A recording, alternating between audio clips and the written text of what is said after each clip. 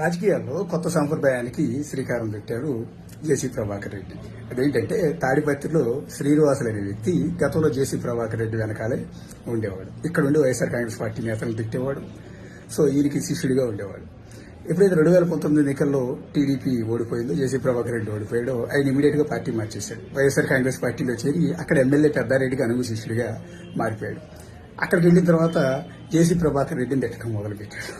మళ్ళీ మొన్నటి ఎన్నికల్లో మళ్ళీ అక్కడ పెద్దారెడ్డి అంటే వైఎస్ఆర్ కాంగ్రెస్ పార్టీ ఓడిపోయి మళ్ళీ టీడీపీ అధికారంలోకి రాగానే మళ్ళీ జేసీ ప్రభాకర్ రెడ్డి ఇంటికి వచ్చేసి నేను మీతో పాటు పనిచేస్తాను, మీ పార్టీలోకి వచ్చేస్తానంటూ 2 చేతులు కట్టుకుని ఆయన ముందు నిలబడితే ఆయన ఇమ్మీడియట్ గా తన అనుచరుల చేత ఈ వచ్చిన శ్రీనివాసులు అనే వ్యక్తిని కాళ్ళు చేతులు పట్టుకుని గోడ కాంపౌండ్ అవతల పడేయమన్నాడు.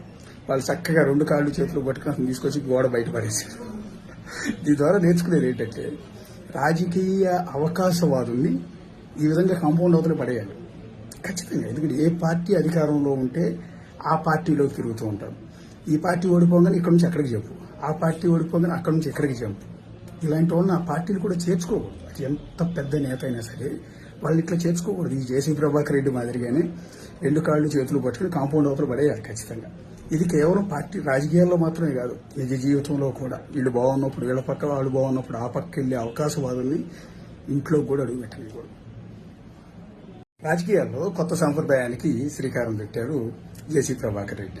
అదేంటంటే తాడిపత్రిలో శ్రీనివాసులు అనే వ్యక్తి గతంలో జేసీ ప్రభాకర్ రెడ్డి వెనకాలే ఉండేవాడు. ఇక్కడ ఉండి వైఎస్ఆర్ కాంగ్రెస్ పార్టీ నేతలను తిట్టేవాడు. సో ఈయనకి శిష్యుడిగా ఉండేవాడు. ఎప్పుడైతే 2019 ఎన్నికల్లో టీడీపీ ఓడిపోయిందో, జేసీ ప్రభాకర్ రెడ్డి ఓడిపోయాడో, ఆయన ఇమీడియట్ గా పార్టీ మార్చేశాడు. వైఎస్ఆర్ కాంగ్రెస్ పార్టీలో చేరి అక్కడ ఎమ్మెల్యే పెద్దారెడ్డికి అనుగు శిష్యుడిగా మారిపోయాడు. అక్కడికి వెళ్ళిన తర్వాత జేసీ ప్రభాకర్ రెడ్డిని తిట్టడం మొదలుపెట్టాడు. మళ్ళీ మొన్నటి ఎన్నికల్లో మళ్ళీ అక్కడ పెద్దారెడ్డి అంటే వైఎస్ఆర్ కాంగ్రెస్ పార్టీ ఓడిపోయి మళ్ళీ టీడీపీ అధికారంలోకి రాగానే మళ్ళీ జేసీ ప్రభాకర్ రెడ్డి ఇంటికి వచ్చేసి నేను మీతో పాటు పనిచేస్తాను, మీ పార్టీలోకి వచ్చేస్తానంటూ 2 చేతులు కట్టుకుని ఆయన ముందు నిలబడితే ఆయన ఇమ్మీడియట్ గా తన అనుచరుల చేత ఈ వచ్చిన శ్రీనివాసులు అనే వ్యక్తిని కాళ్ళు చేతులు పట్టుకుని గోడ కాంపౌండ్ అవతల పడేయమన్నాడు. వాళ్ళు చక్కగా 2 కాళ్ళు చేతులు పట్టుకుని అతను తీసుకొచ్చి గోడ బయట పడేశారు. దీని ద్వారా నేర్చుకునేది ఏంటంటే రాజకీయ అవకాశవాదుల్ని ఈ విధంగా కాంపౌండ్ అవతల పడేయాలి ఖచ్చితంగా. ఎందుకంటే ఏ పార్టీ అధికారంలో ఉంటే ఆ పార్టీలోకి తిరుగుతూ ఉంటారు. ఈ పార్టీ ఓడిపోగానే ఇక్కడ నుంచి అక్కడికి చెప్పు, ఆ పార్టీ ఓడిపోగానే అక్కడి నుంచి ఎక్కడికి చెప్పు.